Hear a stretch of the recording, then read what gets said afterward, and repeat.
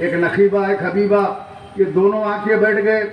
और अब ये नकीबा हबीबा का ये आलम है कि पूरे पुराने शहर के अंदर गुंडागर्दी, जिस मुसलमानों को जो मिलना था वो मुसलमानों को नहीं मिला। आज हमारा कोई जाती झगड़ा नहीं है, हम सिर्फ ये कहते हैं ये दारुस्सलाम कौम की अमानत है। ये medical college, engineering college, MBA, MCA, ये तमाम कॉलेज जैसे कौम की अमानत हैं। लेकिन मुसलमानों के बच्चे इन कॉलेजों में तालीम हासिल नहीं कर सकते। MBBS पढ़ने के लिए करोड़ रुपए देना पड़ता है, हर सीट के लिए पैसे देना है। ये चंदे जमा करके अब इसी दवाखाना बना। ये दवाखाने के पैसे गल्फ ममालिक से, अमेरिका, ऑस्ट्रेलिया से मुसलमानों ने भेजे। दिलीप कुमार जिंदा थे, यूसुफ खान साहब, उन्होंने चंदा दिया, अवेसी दवाखाना बना। ये पैसे अरबों के पास से आए कि मुसलमानों का मेडिकल कॉलेज बन रहा है, मुसलमानों का दवाखाना बन रहा है। तुम्हारे बाबा ने इफ्तिताई तकरीब में अवेसी दवाखाने की कहा था ये कौम की इमारत है, ये कौम का दवाखाना है और यहाँ कौम का मुफ्त इलाज होगा, ये कहा था। लेकिन आज तुमने इसको तिजारत बना दिया। आज असरा दवाखाना, आज अवेसी दवाखाना तिजारत में तब्दील हो गया। कोई आदमी जाता है तो कहते हैं पैसे डिपॉजिट कराओ, और अगर मर जाते हैं तो लाश के पूरे पैसे वहां पे जमा करके निकलना पड़ता है। क्या किसी गरीब मुसलमान को आज तुम वहां पे इलाज की फ्री सहूलत दिए हो, जिनसे तुम वोट मांगने दर दर आते हो, घरों पे पहुंचते हो और उनके पैर पड़ते हो, झोली फैलाते हो, लेकिन क्या किसी गरीब मुसलमान को इन दवाखानों में तुमने फ्री इलाज का, ये बंडी वाले, ये ऑटो वाले, ये फुटपाथ पे काम करने वाले, पंचर वाले, क्या ये गरीब लोगों को तुमने दिया? नहीं दिया। अरे आपसे सस्ता तो सीसी शरफ हॉस्पिटल है काचीगुड़े पे, वो भी मारवाड़ियों का ट्रस्ट का हॉस्पिटल है, सीसी शरफ मेमोरियल हॉस्पिटल। वहां चले जाओ, वहां पे कम में इलाज होता है। जो लोग असरा अवेसी को जाते हैं वो लोग कहते हैं 2 लाख रुपए खर्च हो गए, लेकिन हमारे चिच्चा नहीं बचे। ये हाल है उन दवाखानों का।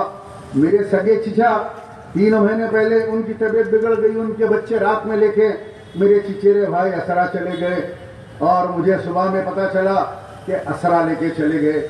मैंने कहा मियाँ वहां से मौत आएगी, वहां से तो बच के कोई आता नहीं, वो दवाखाने मनुष्य है, कौम का खा के लूट के रखे सो है। वही हुआ, 1,80,000 रुपए बिल बनी और उसके बाद लाश को दिया। दारुस्सलाम बैंक के नाम से चलाते हैं। मुसलमानों का सोना 13%, 14%, बढ़ते बढ़ते इतना सूद बढ़ जाता है। हमारी गरीब माँ और बहनों का खून चूसने का एक और एक तरीका बनाया दारुस्सलाम बैंक। उनके जमीनात को खींच लेना, प्रॉपर्टी को खींच लेना, उनके जेवरात को खा जाना, ये सूद का कारोबार करने वाले। आज अल्लाह रसूल की बात तुम्हारे मुंह से अच्छी नहीं लगती। कम से कम ये मुसलमानों का बैंक है, कौम का बैंक है।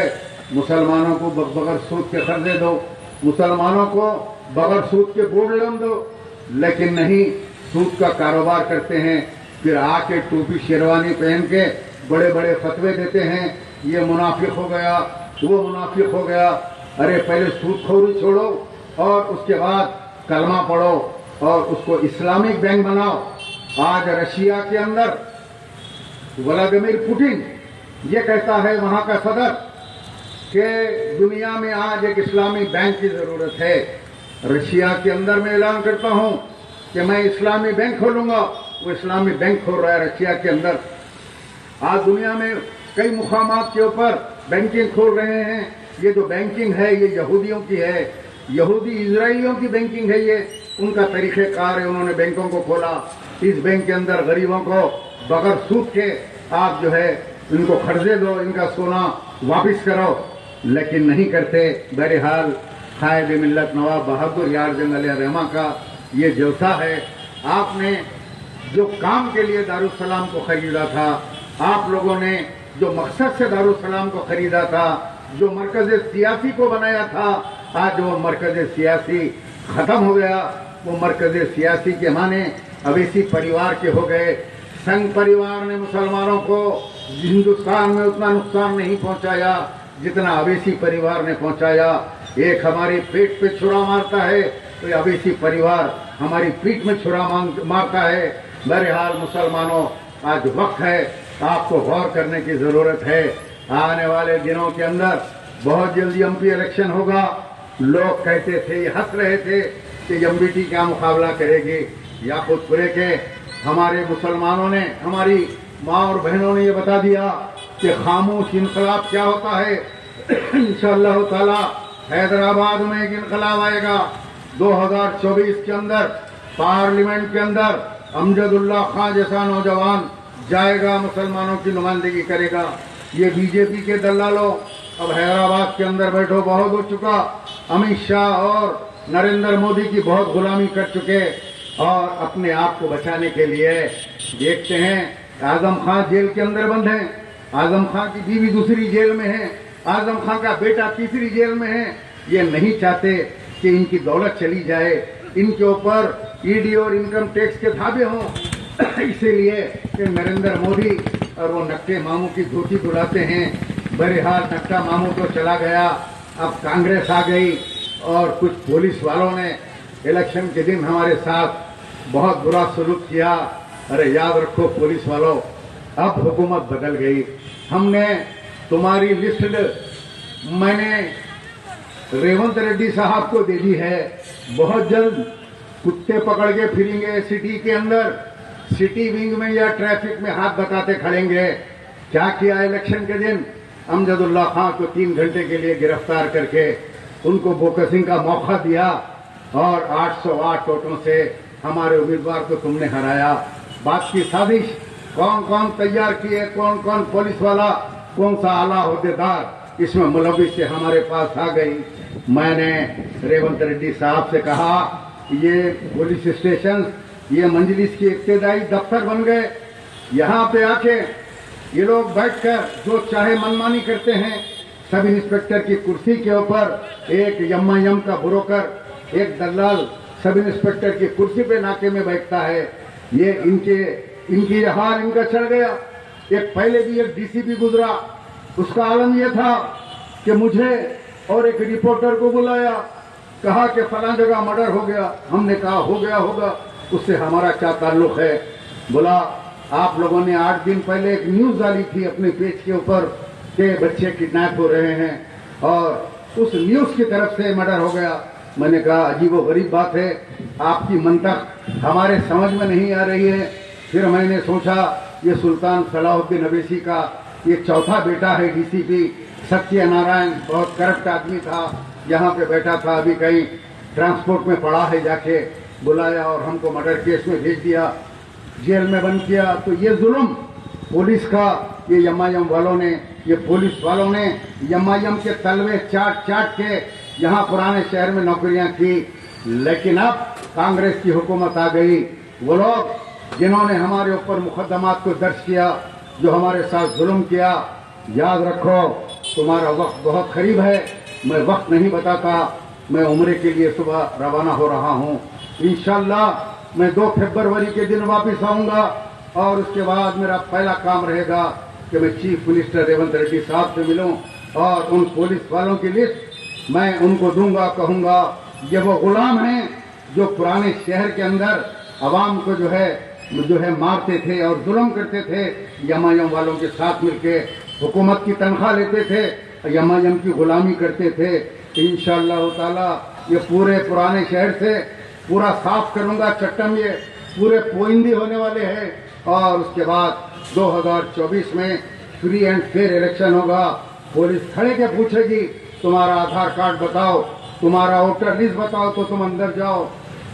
और तमाम रौडीज, जितने रौडी है एमआईएम के, तुम भी सुधर जाओ। तुम्हारा भी बुरा वक्त 2024 में आने वाला है। अभी चालू हो चुका है बुरा टाइम, इलेक्शन में नजर नहीं आओगे और बड़ा फिर इलेक्शन होगा इंशाअल्लाह। अमजदुल्ला खान, मैं कह रहा हूँ आपको, मैं भी दुआ करूंगा काबतुल्लाह में कि ये तो बहुत फिर के थक गए असदुद्दीन, पूरे हिंदुस्तान में दलाली करते घूमे। एक 5 साल आराम करो मियाँ पाशा, घर में बैठो। यहाँ पे ये फिरते फिरते टायरा घसे जा रहे हैं, कमर में दर्द हो गया, पूरी गाड़ी की हालत खराब है। या घर में बैठो, उसके बाद अमजदुल्ला खान को 5 साल खिदमत करने दो कौम की। अब जरा आराम करो, रेस्ट करो, वरना हो सकता है फिरते फिरते एक दिन चक्कर खा के तुम्हारा इंतकाल हो जाएगा। यहाँ बैठो। हम नौजवान बच्चे को भिजाते हैं पार्लियामेंट में जो बीजेपी से दलाली नरेंद्र मोदी से अंदर से सूटकेस नहीं लेगा इंशाअल्लाह ताला। बहरहाल कायद मिल्लत नवाब बहादुर यार रहमान ने जो मकसद के लिए जो इसको बनाया था मरकज सियासी को, उसकी बका के लिए हम अवाम के दरमियान में आते रहेंगे, अवाम को बताते रहेंगे ये दारुस्सलाम एक अमानत है, ये किसी के बाप की जागीर नहीं है, ये अवैसी खानदान का नहीं है। आज आके निकल के कह रहे हैं जैसे याकूतपुरे के अंदर अमजदुल्ला खां एक मानों में जीत गया, आज आके कह रहे हैं ये मेडिकल कॉलेज ये आपकी अमानत है, ये इंजीनियरिंग कॉलेज आपकी अमानत है, ये दवाखाने आपकी अमानत है, मुसलमानों की है, मैं मर गए तो खबर में ले जाऊंगा। तुम्हारे बाबा भी यही बोल बोल के मर गए, अब्बा खबर में लेके गए, जो तुम लेके जाएंगे तुम्हारे बाद तुम्हारी औलाद मुसल्लत होगी, वो बैठेगी, वो भी यही बोलेगी ये कौम की अमानत है, हम खाली खड़े के देखते रहेंगे, ये दवाखाना कौम की अमानत है, लेकिन अंदर नहीं जा सकते बगैर नोटों का बंडल लिए के। ये मेडिकल कॉलेज को देख सकते हैं, ये कौम की अमानत है, लेकिन हमारे पास बच्चों को पढ़ाने उनको रिश्वत देने 1 करोड़ रुपए नहीं है। अरे मियाँ ये उल्लू बनाना बंद करो, अब आवाम होशियार हो गई, आजकल फेसबुक का जमाना है, हर चीज लड़के लड़कियां घरों में बैठ के देख रहे हैं कि तुम क्या झूठ बोल रहे हो। तुम बोले मैं 15 बॉटल खून दिया, अल्लाह गवाह है। उस्मानिया दवाखाने से डॉक्टरों ने आवाज लगाई कि एक लड़के की जिंदगी को बचाओ, तो मैं गया, बोले ओ पॉजिटिव की जरूरत है, इन्होंने जाके 15 बॉटल खून दिए, देते गए भागते गए, देते गए, कुछ उठा के भाग रहे, ऑपरेशन थिएटर को ले आके दे रहे। मैं परेशान हो गया, क्या ये डायनासोर का खानदान है या ये कोई बड़े हस्तियों का खानदान है? ये 15 बॉटल कहां से निकला इसके पास से? मैं जाके उस्मानिया दवाखाने में लेटर लिखा, लिख के बोला जनाबे वाली RTI कि जरा बताओ रजिस्टर का रिकॉर्ड चेक करके असदुद्दीन अवैसी नाम का कोई आदमी 15 बॉटल खून दिया क्या? उन्होंने पूरा रिकॉर्ड चेक करके मेरे को जवाब दिए स्टाम्प करके कि जनाब सैयद सलीम साहब असदुद्दीन अवैसी नाम का कोई आदमी या 1 बॉटल भी आज तक नहीं दिया दवाखाने में। हम सारे ब्लड बैंक का रिकॉर्ड चेक करके आपको दे रहे हैं, स्टैम्प करके लेटर दिए। मैं फेसबुक के ऊपर लगा के पूछा क्या हम यहाँ दवाखाने में दिए नहीं? अल्लाह रसूल का नाम लेके झूठ बोल रहे, अल्लाह को गवाह बना के झूठ बोल रहे। बहरहाल कौम जागो। एक छोटा भाई आके कहता है शाम का 90 ml मुझे ऐसा मारा गया, तलवारों से मारे, पेट में बिहार डाल के घुमा दिए, मेरे को हथड़ियाँ नहीं है, मेरे गुर्दे खराब है, पेशाब की थैली फट गई, ये फट गई, क्या क्या फट गई कि नहीं मालूम। बोले अल्लाह का मौजूदा है, मैं जिंदा हूँ, बगैर हथड़ियों के आदमी जिंदा है। तो मियाँ तुम टॉयलेट को कैसा जा रहे हैं, हथड़ियाँ नहीं है तो? पेशाब को कैसा जा रहे हैं तुम? क्या मुंह से कर रहे हैं? नीचे का सिस्टम बंद हो गया तो ऊपर से चल रहा, यहाँ से खैर। और पब्लिक बैठ के नारे तकबीर पुकारी, नारे तकबीर अल्लाह अकबर। कहाँ चलेगी मुसलमानों, आपकी अकल कहाँ चलेगी कि वो फेंक रहा है और आप खड़े के नारे तकबीर पुकार रहे हो। बहरहाल मंजिल बचाओ तहरीक के साथ रहिए, ये हक वालों की जमात है, तादाद में कम रहेंगे मगर हक के रहेंगे इंशाअल्लाह ताला। यार जिंदा सोबत बाकी, खुदा हाफिज़।